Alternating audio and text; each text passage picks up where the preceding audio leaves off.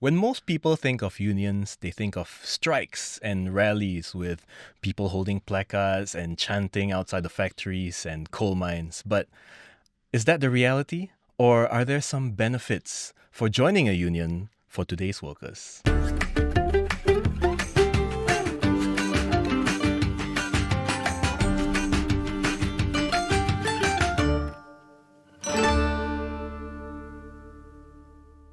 Welcome to the Work It podcast. My name is Nat, and with me, as always, is my co-host Gerald. Now, Gerald, when you think of the word unions, what's the first thing that comes to your mind? I think the first thing that comes to my mind is I need help. I need help, and I think with relation to my work, my job, and I think I need somebody that I can talk to. So that's my first impression. Right, okay. A little less Hollywood than my interpretation earlier. But that's what we're going to be talking about today, right? We're going to talk about if you're being retrenched or you're denied certain benefits, who would you want in your corner and what could a union actually do for you? So, joining us for this episode of Work It is K. Tanalechmi. She is the president of the Healthcare Services Employees Union and the National Trades Union Congress, NTUC. And she spent decades working with employers and employees through some of the toughest moments in working life. Welcome to the podcast, Tanalechmi. Thank you, Nat. When most people, they hear NTUC, they are less likely to think of unions. They're more likely to think of like supermarket rebates, right? So maybe for the less informed, could you share a little bit of what the benefit is for an employee or a worker to join a union? Joining a union entails broad benefits such as protection, job protection, job placement, and privileges as a union member. If you look at in the area of training, we do a lot of training to reskill our workers to what is relevant today and for tomorrow. We upskill them for better career opportunity. So in today's context, AI has been something that we are confronting with, and we are trying to bring our workers on board. So maybe you can share with us what kinds of specific supports that a person can come if to NTUC for help if today they are a union member. We have members coming to us to say that, hey, I'm reaching re-employment, but I'm not very sure that I'll be in the same job. Because my reporting officer has already, preempt me or give me a, heads up to say that, hey, you may have to change job or go to a different department. But I'm very fearful. And I'm afraid that my salary will be cut or benefits can be cut. So these are things that they come to seek our help. So we will look at the situations, and some of them say, I don't want to do full time, I want to do part time because I'm already heading towards retirement and slowly scaling down. Yeah, flexi work. Okay, right? in terms of my work hours. So this is where we also talk to HR to see how we can better help support this employee who wants to do part time. Of course, we have other issues like performance issues. They feel that they may be victimized. It's or unfair rating. Okay, and that resulted in their lesser bonus. Right. So they often come to the union. Okay. So we will have to reopen the appraisal system. So we have to review that and work with the HR because he's a union member. We can represent them. Okay? And our workers who come to us to say that, I think I've not been getting my overtime claim. Something is wrong. Or I've not been getting my shift allowance. These are very common cases that we handle. In healthcare, a little bit unique. There's one more broad range of case that we handle is that, that nurses, they are bonded, right? Because it's a hospital that hire them, send them for NYP or Ngee Poly nursing training. Sometimes they're not able to complete their their curriculum. course of study, right? Maybe it is a mismatch. They don't serve out they can't serve out their bond. Yes. Okay. And they can't manage the job. Okay, so we have one or two cases that really went to a different sector, but how do you help them to settle the LD, liquidated damages? Yes. Is bonded. It's a big amount. Yes. So we do help them. We do Okay. help them in many ways. In fact, years back, we have porters, For those who may be unaware, porters referring to... Porters are those that push patients, deliver blood samples from one point to another, Okay. or deliver medicine from one place to the wards and all that.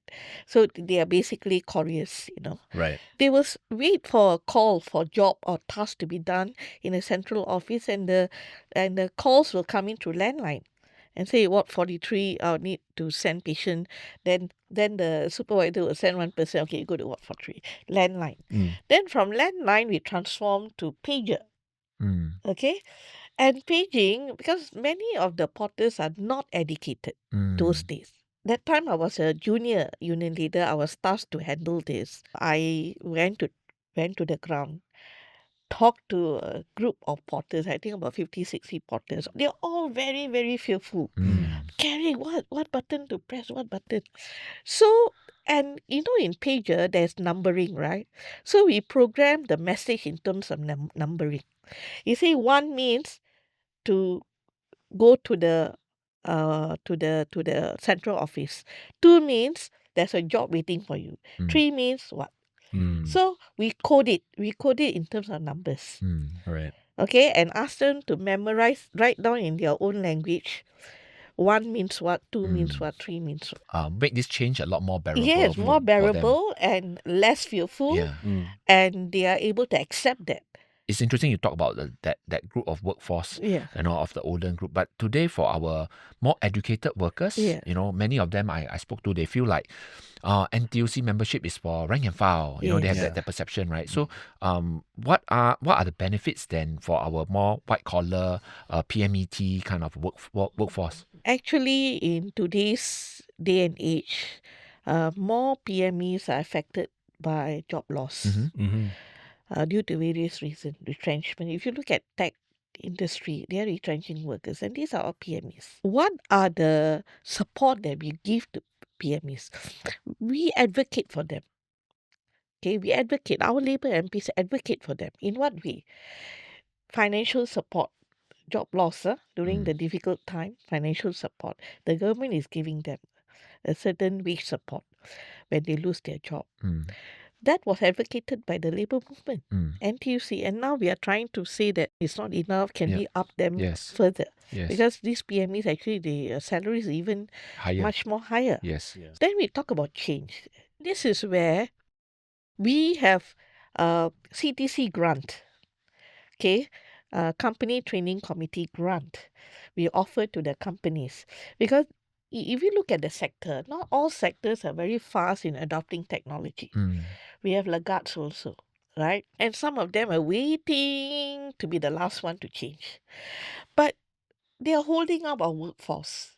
And the workforce are not upskilled and trained. And it's very important that we reach out to these companies and say, we offer you a grant, but we only want you to do 2 things. One, productivity-wise, it should improve.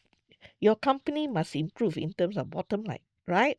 In terms of process, re-engineering, improvement in productivity, and induction of new ideas or product and services. But at the same time, there must be a workforce transformation. When you talk about workforce transformation, that means, can we upskill the workers through this induction of new technology? At the same time, increase their wages. If you can't increase the wage, maybe for those people adopting this new technology, can we give them a skill allowance? Right. Okay, that's another outcome. Of course, the third outcome, the healthcare often uses this third outcome, is the career development outcome, career advancement outcome.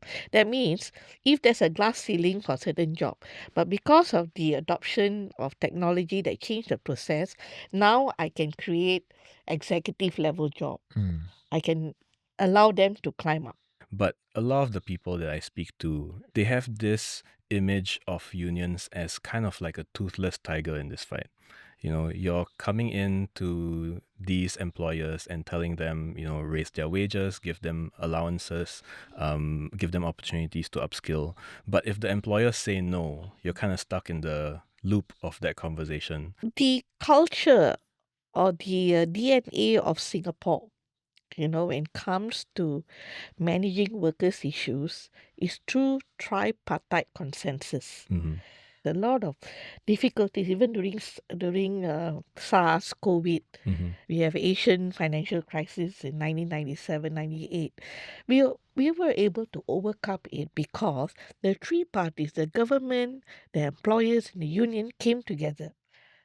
And each one of them have their own problems. It's not that we don't have disagreement, but it's all done behind the scene. That lay person do not know that actually there's a lot of haggling, a lot of, probably sometimes we will get agitated, but at the end of the discussion, engagement, negotiation, we all will come to consensus. Okay. We will agree with each other on some outcome, and we will carry through this outcome. Okay. So when we come out, we look very cordial.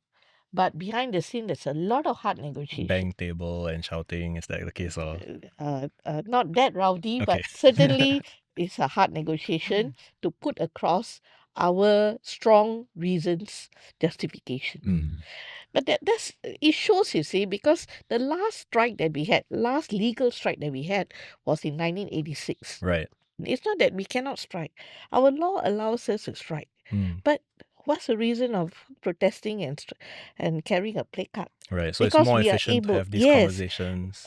Civilized, consensual, reaching discussion is the best option. Because to the rest of the world, Singapore is peaceful. Singapore is a place that they want to invest Okay. to create more jobs. And it's beneficial for our workers. But we can dramatize the whole scene in front, but the whole world will know, right? But why do we want to cause disruption Right. for something that can be done peacefully and yet achieve a win-win-win outcome? Okay. So I just want to follow up on that tripartite bit, right? Because the tripartite consists of the government, the employers, and the unions, right? And I feel like what's missing from that discussion is the employees. So how often when you have these discussions behind closed doors to discuss varying issues, how much power actually do employees have, or how much involvement do they have in the conversation to say that they want certain things? So I beg to differ. Actually, the workers are not missing in the whole dynamism Okay. because the unions are representing the workers. I'm a worker. Right. I'm also a union leader. So when I work, I know all the challenges. And I work side by side with my union members who are workers as well.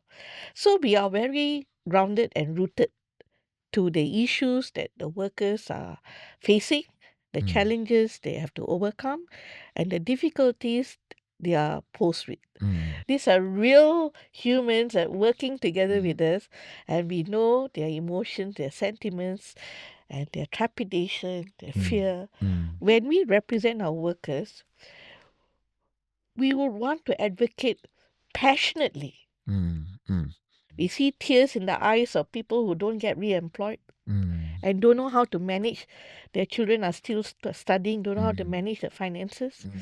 We see tears in people who get wrongfully dismissed and terminated. Yeah. Don't know how to put the next day's 3 meals on the table for the children are young. This is where I say some privileges. We have UCare support. Unions have got hardship grant. We readily give them because we need to ensure that the short-term needs are supported. We write in to a member of parliament. Maybe they don't know how to go to see the MP at the Meet the People session. Some of them don't know, where the clinics are run. Then we say that don't worry, we'll write to your MP. We'll make sure that the MP also support you. We do all this. In Right. fact, we are another grassroots leader, I would say. Yeah. So when as I hear you say this, right, I'm starting to get an idea that the protection for workers isn't just about banging the table in front of people, but it's really behind the scenes, trying to manage a lot of the turbulence, Yeah. so that the way forward is a lot more smooth for Yes. the people. Correct. But what if the company, there's a unionized company, and they don't play ball? Then what can the union do? This is where we have a very good industrial relation framework So if you look at workplace issues, we all endeavor, unionized companies endeavor to resolve grievances at the lowest level. Lowest level means what? At the department level, because we got stewards, we also have union leaders at the department level, and they can give informal advice, just talk to your RO and try to resolve. Maybe the RO is ignorant. It's not the RO wants to victimize you. So it get resolved. But sometimes it cannot be resolved at the lowest level. We have to bring at human resource level. That means now the organization is involved, Right. and then the HOD will be involved. But if at that level is a deadlock, there has been many cases deadlock, then we have to escalate to Ministry of Manpower for mediation. Okay, this is where our views will be reconciled. So reconciliation they call it. So when we concede our views, mediation happens. The end result is a win-win outcome. It cannot be one person wins and the other person loses. That's not the way mediation works. In not many cases goes to MOM, get resolved. Okay, but there are one or two cases that get deadlocked at Ministry of Manpower because they will attempt, probably for 2-3 weeks or a month, they attempt to bring the differences as close as possible, but Yeah. it just doesn't work. And that matter get escalated to Industrial Arbitration Court, Okay. IAC. Right. And what happens there? So when matters goes to IAC, in fact, unions have got choice. They can either go on strike or go take on the MOM's advice to bring the case to IAC. But under Singapore law, if you go on strike, you need to get majority support from your union members to go on strike. It's all had to be legal. Okay, and if you decide to go on strike, you cannot go to IAC. It's either this or that. Most of the time, you would want to settle it at Industrial Arbitration Court. But the problem with going to Industrial Arbitration Court is no more a win-win outcome. It will be a win-lose outcome or lose-win outcome. Yeah, there's someone Because who gets there is their precedent, way, the judge, preceding the case, will have to make a judgment right. at the end of it. Okay. Okay. But it seems like this whole process, right, going from department level to HR level to organization level and then bringing it out to MOM and then taking it to IAC or going on strike, it feels like a very long process. Is there ever a case for maybe going on strike immediately, like skipping all the step 1, step 2, step 3 before getting to IAC and then deciding? See, we attempt to resolve issues amicably. Okay. That's the modus operandi. So when you talk about industrial peace and justice, it's peace for employers, justice, social justice for the workers. So a strike doesn't meet the needs of industrial peace and justice. That is why we gradually escalate the case. If you look at the statistic for IAC, there are only a handful that goes to IAC. Yeah. Not like in the past. In the past, yeah, you're right. Because tripartism was still very shaky. Early days, yeah. Yeah. But now we have established a relationship with employers in general, something that's collaborative and in partnership. Yeah. That means we want to work together with them in many progressive areas like training workers, or transforming the businesses so that their bottom line improves and they can share, the pie together with their workers. Yeah. Right. Let's say the person is not working in a non-unionized company, all right, and then they are union member. I've heard stories of people who say that they bought the membership thinking that it can help to represent them, but then when they go to to NTUC for help, the advice they give seems to be like there's not much that can be done for them. For non-unionized company, if the worker is a union member, okay, the worker actually can go to TADEM, Tripartite Alliance for Dispute Management. Okay, they can go there. And there is a differentiation between union member and non-member. The maximum claim for union member is 30,000. But for someone who's not a member, the maximum claim is only 20K. And So this claim is for what kind of things? like what I say, compensation for wrongful dismissal, termination, probably delay in salary claims. So the individual has to go to Tadam first, then approach NTUC or through No, NTUC. no. When they are union member, the union leader will be assigned to assist them at Okay. Tadam. I see. If you are not a union member, you have to speak to the employer yourself with the mediator. So the virtue of the fact, even if the company is not unionized, and if the worker is a union member, we still can assist them. Many of our member will have certain expectation. They will say, I'm wrongfully dismissed. I want the job back. But actually, we will tell them your expectation to get a job back, but we wouldn't know that we can meet your expectation. We will tell them upfront because relationship has already suffered. Okay, do you want to go back to the same place where you're going to meet the same bosses? Where they're all gonna be like, come back, the troublemaker. So or do you want compensation? We'll lay the cards in front of them. We will have a discussion, a frank discussion. And if they want our advice, we'll say it's just an advice. We are not pushing you to anything. But there will be one or two say, no, I want the job back. We will do like what our member requested for. Okay? But halfway through the discussion, they will themselves come back and say, oh no, the supervisor is still there working. And I don't like him. It's okay, you just get me a compensation, I get another job.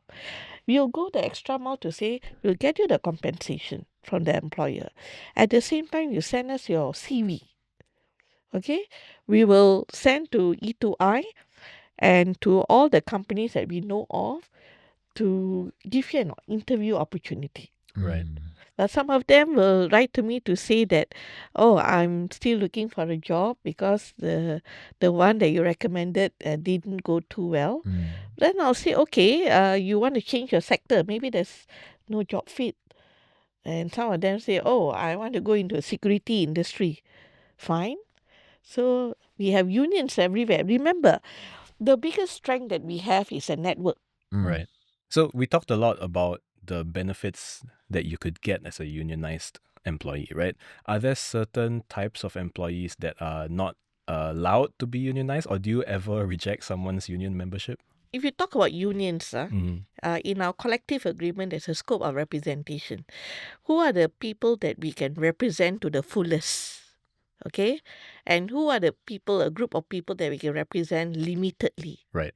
Areas of, say, wrongful dismissal, termination, re-employment, victimization, and retrenchment. So these are the areas that limitedly we can represent this group. But for the rest of the workers, we can represent them on all workplace issues. Right. So even if they're like HR workers or like... So there is C-suites, Okay. director level, confidential workers, payroll, HR. Right. So these are the group that we cannot represent them, but they can still join the union because there's privileges part. Right. Remember I talked about privileges? Privileges, like example, the card entails you to get the link points. Yes. You know, sometimes you get dividends, you're a shareholder in Fair Price. And then for the children, we give bursary award. And then during difficult times, we also give vouchers, hardship grants. So these are some privileges. Right. And that's across all types of businesses like MNC to SME. Yeah, all sort of workers, all sort of business, as long as they're a member. Okay. These privileges extend to them. To cap off this whole conversation, right? If let's say someone's been listening in, watching us have this conversation, and they say, you know, I'm not in a union and I still don't see why I need one. In just maybe one or two lines, what would you say to convince them otherwise? It is important that you protect yourself, just like protecting your health, protect your job, so that there is a friend for you to talk with during a difficult times. The other part of joining the union is essentially upskilling and reskilling. In today's world, this is very important. Lastly, I want to say something. If you got the money to buy Starbucks coffee or Coffee Bean coffee, which costs maybe about $9 per month, you can easily afford to forgo 1 cup of coffee to pay for your union membership. Right. Okay. All right. Well, thank you so much, Dan Lashmi, for joining us on the podcast. Hopefully, I guess, some people have learned a lot more about unions from our conversation. Yeah. And, who knows, maybe they may decide to join one after this conversation. Thanks so much for joining us. Thank you very much. Hey, it's the Ask Work It segment of the podcast. If you have a question that you're struggling with in the workplace and you don't know who to turn to, maybe write into us and we can help you talk your problems away. Today, Gerald, we have an AMA that comes from Kenneth, and he asks, when should I reveal my true feelings at work, and when will it be good to suppress them? Are you the kind to suppress your own emotions in the workplace, or are you always your 100% true self? There are good days and bad days. Okay. There are good days and bad days. And I think some days you feel like you just need to let it out, right? You need to let it out. But I think for me, there are times that after I let it out, I do regret a little bit because, I start to think about how I'm being perceived, right? But how about you? I used to be a little bit too much, let's call it. Yeah, as some of my employers have called it. Like, I have been told on several occasions to just chill and remember to be professional. So maybe in the same boat, there are good days and bad days. Yeah. But yeah, to Kenneth's question, how do you know when's a good time to let all your emotions run free? It's really a balance. We are humans. We do have emotions, and I think it's sometimes good that we show our emotions as well, so that people know how we feel, and that makes us build up the trust within the team. You're not just like a poker face, everything is okay, but nobody really knows what you think, you see. So I think emotions is a healthy part of every workplace, but at the same time, workplaces are shared. Right, so you have to also be mindful of how our emotions make others feel, and sometimes that's where it gets a little bit tricky. I mean, I can imagine also, if a colleague that you're working with is doing something frustrating, you don't want to just shout in their face and say like, get it together. I did have that personal experience of having to pull someone into the office and give the person a kind of a scolding. Okay. And I think, thinking back, right, like, was it warranted? I think I had a lot of reason to do it, but maybe the way I did it, if I think back, maybe I could have tried a slightly different approach. Right. And this is the tricky part here. Things are always better on hindsight. On hindsight or what should we have done. One helpful thing that I usually think about is now, the show Inside Out, where you have that control center in your mind, and then you have With all like the different joy, emotions, sadness, and anger. Yeah. So when anger comes up to take control, right, and that's the one that you want to kind of like dial back a little bit. Dial back, or maybe even after the explosion, quickly recover. Yeah. Going back to my example, what I did right after that was I apologized. Even though it was I had to do what I had to do, but I think the way I could have done it was different. I had to apologize for the approach that I did. Right. When I first became a manager, right, I was usually very level-headed, very unemotional in my decision making and when I was giving feedback to some of my direct reports. But I realized when I did break character, when I had to maybe up the volume, up the intensity of what I was saying a little bit, the point really got across to the people I was speaking to. And in some cases, that actually fixed things faster than if I were to, just tell them very flatly. It's interesting you said that, because I do hear this a lot from managers. They sometimes will tell me that I have to tell my employees straight to the face. Yeah. Directly, because, telling them like in a different direction, indirectly, right, they don't get it. It's only when I tell it to their face, and then sometimes maybe with a very firm tone, then they get it. They start to realize that, okay, my boss is not mucking around, this is serious. So, and that's where emotions come in really handy. As right? an emphasis. As an emphasis. Yeah. It's an emphasis. And I think we want to also be viewed as a whole person. Don't view me just for that episode of me being firm, but look at me like how I have been every day. Right. I could be a really nice boss, but then if, let's say, I end up being a bit more firm on this, then for the employee, they have to start to step back and think like, okay, this is really serious. I have to also bring my A game into this. I have to take this very seriously. So I feel like there is that balance. But if every day you're like that, yeah, then that's different. Because then you are basically creating a hostile environment, right? Yeah. Nobody wants to come to you, and then you're known as like a very cold person, and it makes cooperation and collaboration a lot harder. Right. Okay. So we have a few helpful tips here that I want to run through, and then maybe you let me know how realistic it is to go about doing things Yeah. this way every time an emotion is about to peek through your eyeballs, right? So first you ask yourself, what outcome am I hoping for? You give yourself some space before acting, especially when emotions are running high, maybe in tense situations. And then just remember that the workplace is a shared environment. So in a situation, right, do you think it's realistic that I have to think all these 3 steps before I respond to something? I feel like if we have to always catch ourselves between who we want to be perceived as, who do we want to represent, and versus how we actually feel at the moment. And sometimes if we are not so sure of at that moment how it's going to be like, it's better to step away for a while. Right. So like in a meeting, for example, where some things are happening, right?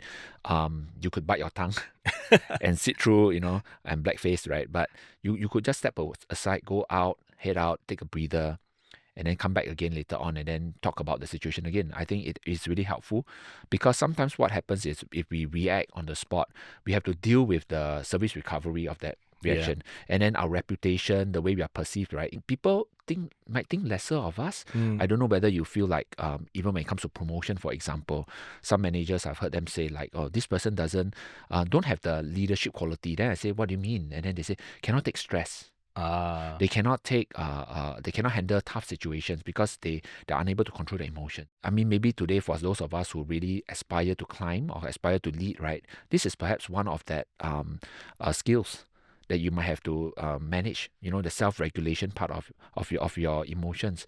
How do you start to put how you really feel aside versus what the people there and the situation then really needs.